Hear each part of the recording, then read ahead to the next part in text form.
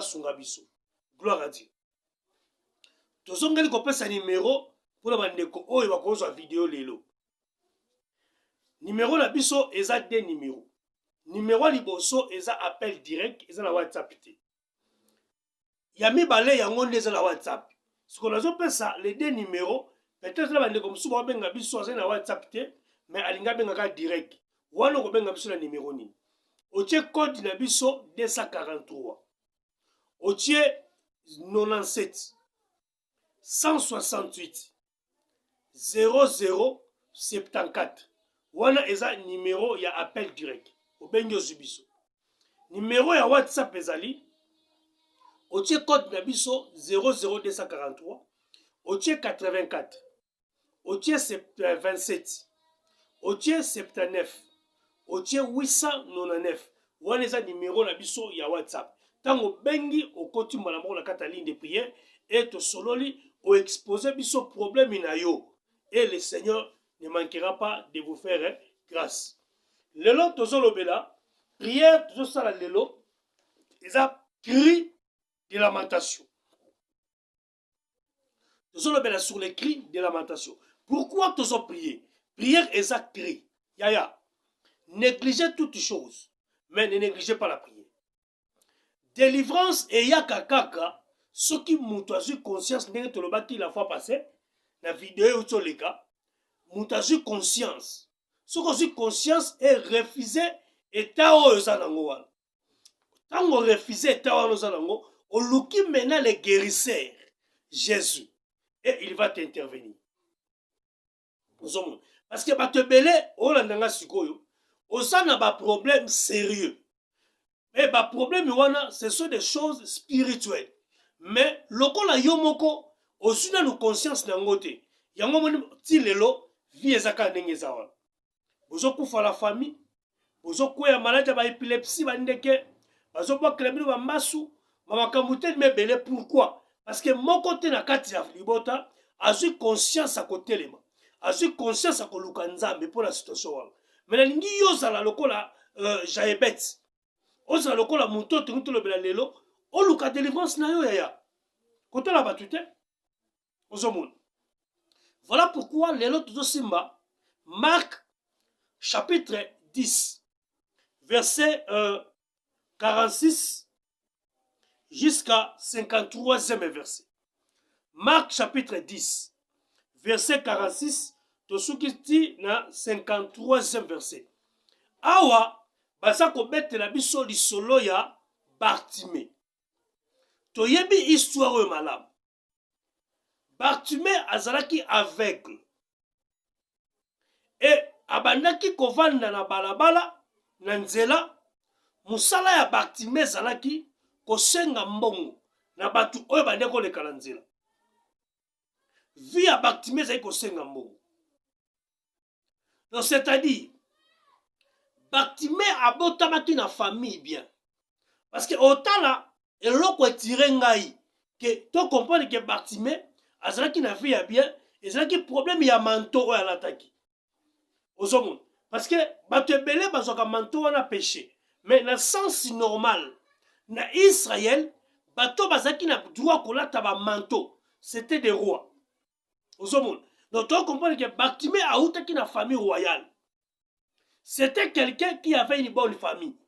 Mais on remarquait, quand on a commis aveugle, abimi na nzela comme senga mbongo, mutu moko te ya famille na ye, azalaki capable de resunga Bartimée. Est-ce que vous comprenez ngai? Bartimée azalaki aveugle. Et tant que vous senga mbongo, abana senga mbongo ye moko te. Il y avait aussi aveugle mususu pe bazalaki pembeni wana. Bazo senga pe jaye, bazo senga pe mbongo na Bartimée ensemble. Bazo senga mbongo na bato. Ils étaient des mendiants parce qu'ils bazaki aveugle. Un aveugle ko sale le côté. Un aveugle ko ke musalate parce que asa aveugle. Gloire au Seigneur. Mais eloko sepeli singa zanini. Pendant tout ce temps que Bartimée oyo azo senga mbongo, service aki ya ko senga mbongo. Mais malgré miso kufaki, mais mato ya Bartimée bandeko yoka. Malgré miso kufaki, munoko ya Bartimée e bandeko luba. pe maboko ebanda kosala. Et l'autre diable a boma qui n'a vu naïe. C'était seulement les yeux. C'était seulement les yeux. Pourquoi? Mais on remarque ça là-bas sur les lots sur la nangaï. Et l'autre diable a boma qui n'a vu naïe et ça misu. Parce que misu yango n'est important. Yes alobi misu c'est le la mouinda. En d'autres termes, et l'autre yo boma qui n'a vu à Bartimée, c'était sa vision. C'était sa destinée. Parce que misu yango wana vision. Misu yango wana vie. Nous sommes abomi au misu, en notre terme, abomi au vie. Donc Bartimée baboma qui est vie.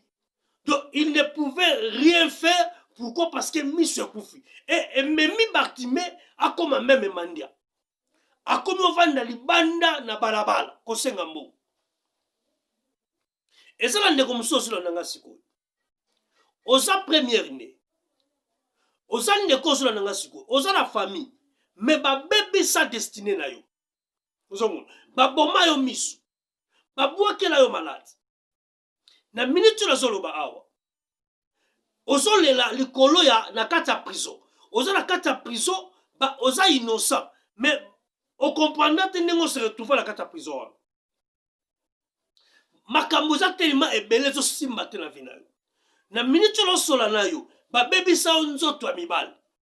Nzoto na bino mibal et po na yo etele marati. E beba nango. Yo mwana mwasi sola nanga yao. Baboma yo nzoto na bino basi. Nengo zawana o meli tellement bakisi. O consulter ba médecin. Mais solution balonga ezate. Eza lokola Bartimée papa. Bartimée a luka guérison. A luka amona. Mais Bartimée amona raté.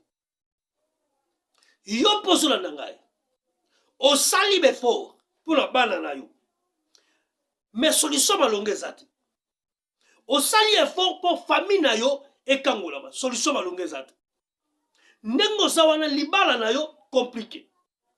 Na minute la sola na yo wana, il fallait ba opérer yo.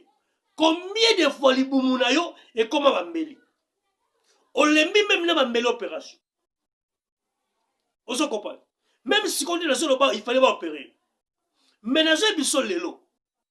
Na ye lokola ko présenter histoire ou. Pour expliquer makambo et salamaki na moto yo et koki ko salama pepa na yo si tu crois seulement. Je ne te force pas. Na so ko pliser yo te. Na sa ko forcer pe yo te. Mais na lingi conscience na yo sala, o refuser état aux alango pe onima makambo na so bisa yo o benga biso. Amen. Ba mari de nuit ba komi sakanela yo butu nyonso. Ba femme de nuit butu nyonso. O sambeli pona ba mari de nuit. O sambeli pona ba femme de nuit. O luki nzambe. Mais bespi wana ezotika yo te. Mais nazo biso lelo kaka ndenge ozolanda vidéo. Jésus, il est le même. Il est capable de faire quelque chose. Maintenant là. Yango moni Bartimée abane kosenga mbongo. Mais souci à Bartimée zalaki ke il faut na reprendre vie na ngai. Et un jour, Bible lobi ayoki na matoi na ye. Amen. Un aveugle a écouté dans ses propres oreilles. Ayoki makelele moko. Et na kati ya makelele wa azoyoka. Bible lobi boy. Makelele wane lekela ki Bartimée. Atuli baninga na ye ba aveugle. Makelele ona zoyoka eza ya nini? Ba aveugle baninga balobi na ye eza Jésus de Nazareth. Yenda zo lekawa. Gloire au Seigneur. Ba pesi information que c'est Jésus de Nazareth. Azoleka. Papa, est-ce que bato ba pesa ki information wana? Bango basi na besoin de guérison te. Basi ki pena besoin ba mona, basi ki ba aveugle. Mais balingaki bazalaki na souci ya vie na bango te. Bazalaki na besoin ko mona te. Bango ba mona ki vie ya ko senga mbongo pona bango eza normal. Batika na vie wana. Mais lokola Bartimée zaki na besoin bi ke vie eza vie na ngate. Ngana koki kotika la mandia te. Na koko tika la aveugle te. Na koko za lokola bino te nga fona benga ye. Alléluia. Alors, il faut na bengaï. Il faut l'ongolanga na esikoyo. Il faut songiselanga miso na ngai. Ngai faut na bengaï. Et la Bible dit ceci. Bartimée a bani ko benga Jésus. On y a bengaye Jésus, mais azo bengaye na kombo ya tata na ye. Alors, fils de David. Ayez pitié de vous. Tala, nalingi mutu moko zo na nanga siko. Yaya. Ninga fungoloka conscience. Joie et conscience et état de vie oza nango. Tala, vie ozo mene za bien te. Tala liboso na yo, ba tcheli yo ba piège ebele. Ba makambo ebele zo simba te na vina. Ba tozo tambola na bango wana, baza na souci a vie na yo te. Bango ba mona nengo zo lala na ndako wana. Bazo mona nengo zo souffrir na mbete hôpital wana. Bazo mona nengo zo souffrir na malade de opération wana. Pona bango c'est nango normal. Mais yo moko zwa conscience que vie na ngai e ko sala boyete. Soki yo mi boy nzambe pa osunga yo. Mais soki yo po vandika akimia, ovandi loka normal. O mona fi wana normal, nzambe pa oyate. Alors vous m'invoquerez et moi l'Éternel je me ferai connaître à vous. Alors soki obengi ngai nzambe na komi monisa makati na yo. Donc c'est-à-dire problème eza wana yo no benga nzambe. Olobi Seigneur na lingo salisa ngai. Et c'est alors que l'Éternel viendra pour t'aider. David alobi je lève mes yeux vers les montagnes. D'où me viendra le secours? Le secours me viendra de l'Éternel. Alors le seul qui a fait le ciel et la terre. Donc c'est-à-dire dans la vie de l'homme na état oza na ngwana. Na ba problème oza na ngwana.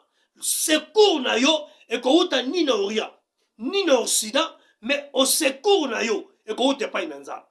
Voilà pourquoi Bartimée accompagne quand le bifona benga. Et tant wa bengi Jésus. Bible sur le baboui. Bato basala ki pembeni a Bartimée. Ba comme découragé. Il commençait à décourager Bartimée. Ba le petit kanayo. Obenga elelo ni ko salam. Aoyana yeta koyoka yote. Mais Bible sur le bani. Bartimée ayoka ki bangote. Il cria d'autant plus fort. Tanga bien Marc chapitre 10. Bandela verset 46 jusqu'à 53. Balobi, il cria. Bartimée a ignoré bango. Abino, ce qui a besoin de guérison. Mais ngana a besoin de guérison. Ce qui a besoin de botate. Mais ngana a besoin de bota. Ce qui a besoin de bikate. Ngana a besoin de bika. Ce qui a besoin de délivrance. Ngana a besoin de délivrance. Il faut na bengaye. Tala. Et ça n'a mutum soso la nanga suko. Donc tout le monde va prier à la première nuit. Toujours le monde benga pour nous ambassadeurs ça yo. Mutum soso ko décourager yo. Et puis ça le bina benga ni prière ni na malonga ça. Ya ça ta papa. A ko décourager yo. Mais yo ko yo ka découragement na été. Yo ta la vie na yo. Lo ba ke ngai na to kutana na poto. Ngai na to kutana na Angola. Ngai na to kutana na Congo. Donc, moutina moutaza na vie na ye. Ceux qui ont boy ko benga pour sa délivrance, moi je vais appeler. Parce que le problème à vie na nga, et ça ngai. Ba te belé bazo bikalte lelo. Ba te belé bazo kufa lelo. Parce que bazo yoka batu. Bazo influencer la batu. Yango moni David alinga ko sa Goliath.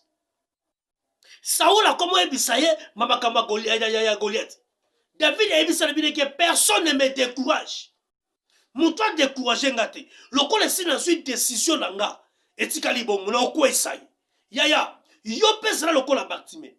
Nebi ke batumsu ba découragé yo. Balobi nenge sabo esili. Nenge sabo esili pona yo. Mais ngala zo biso lelo, nanu esilité. Batu bakota poe na vie na yo. Mais moutoua kota ka poe ya soleza Jésus. Na lobi na yo, na yebi ke zo na difficulté. Na yebi ke ozo botate. Nebi ke nengo na malade d'épilepsie. Nebi ke nengo na malade de cancer. Nebi ke nengo na estomac. Nebi ke nengo falo le kala opération. Nebi ke nengo na malade ya motu. Nebi ke nengo na ba makamutel mebele na famille na bino kini ezate diviser koti. nebi ke botel ya kindoke tele makastra ta famille na bino ndenge ozawana ozebate okokimela wapi okokende wapi me nga na ye mpona yebisa yo zala lokola Bartimée. Bartimée ntango abengi Jésus Yesu atelema Yesu yebisi bango bokende bozwa ye boya na ye bake kozwa Bartimée tala soki Yesu atindi batu baya kozwa yo papa eza sepela. Si Dieu a envoyé un homme, un messager, pour toi, c'est là. Maman, messager on lelo pour ta délivrance, c'est moi le prophète Timothée que je vous parle. Nena jebiso lelo, et ça nzamba tindingai. Pona yebisa yo, ne perdez pas encore l'espoir. Quand tu as la ligne de prière, solution ezali. Nzamba pambola yo. Bartimée a eu miracle. Quand aye akutali na Jésus, Jésus a tout nié. Na salela yo nini. Bartimée lobi que je recouvre la vie. Na mona kaka. Yesu ebisi ye esala malokola kondima na yo. Yaya, na so ebiso ke loko moko. Toza la prière ya ba première année et c'est bandaki. Ba ndeko ba koti tel mebele. Toza la ba prière. Yaya kotala mutu te, ni à gauche ni à droite. Problème ezo tungiso wana, yo benga biso. Ba numéro yango nazo pesa. Schéma ya guérison na yo ezali. Schéma ya guérison na yo ezali. Jésus akobikiso. Même ata nzoto na mibale telemaka te. Même ata babwakela yo malati na nzoto na bino basi. Même ata babwakela yo cancer, babwakela yo mbasu. Même ata okota ndako. Nazo ko informer yo. Même ndeko nazala kata prison. Soki obengi biso, schéma ezali akobima. Yesu akobimisa ye. Il est le maître des temps et des circonstances. Longola doute na vina yo. Soki Bartimée akotaki doute, alinga abika te. Mais lokola aboya ki koyoka bato, ya ndimi abika. Yo pe ndengo sawana, longola doute. Loba ke nga nazo benga prophète Timothée yo. Nenga zo nga nazo benga ye. Na lingi nzambe na ya kangola ngai. Si tu me places ta confiance à Dieu et tu crois à moi son serviteur, vous allez voir ce que Dieu va faire. Voilà pourquoi je vous encourage. Ba numéro na biso na opesa yango. Na yebite problème nini ekangi yo. Problème nini ezo régner na kata famille na bino. Mais eloko nga na yebi yo benga biso. Grâce à Nzambe ezali. Au nom de Jésus. Amen. Que Dieu vous bénisse. Nazo zongela numéro pour la bandeko oyo bazo sur vidéo oyo. Ndenge toza déjà en pleine prière. Kaka yo kota expliquer likambo na yo Nzamba osaelo bolamu. Numéro ya appel yango 00243 97 168 0074. Wana appel direct. Appel ya WhatsApp 00243 84 27 79 899. Wana numéro ya WhatsApp obengi ozubiso okoti maman la ligne de prière. Penzamba kozanga te opambola yo. Zambe apambola notre sœur la danoise. Ndeko andima kozwa responsabilité. Ya ko partager message partout dans le monde. Po batu babika. Tika nzamba bundelo bitumbe zo mwana pezo mwana te. Nzamba tombola yo apambolo makasi. Pe bana na nzambe nyoso bazo benga. Kola pambola bino. Bozwa biyano na ba problème na bino. Nazo zela appel na bino parce que prière tozo koba nango.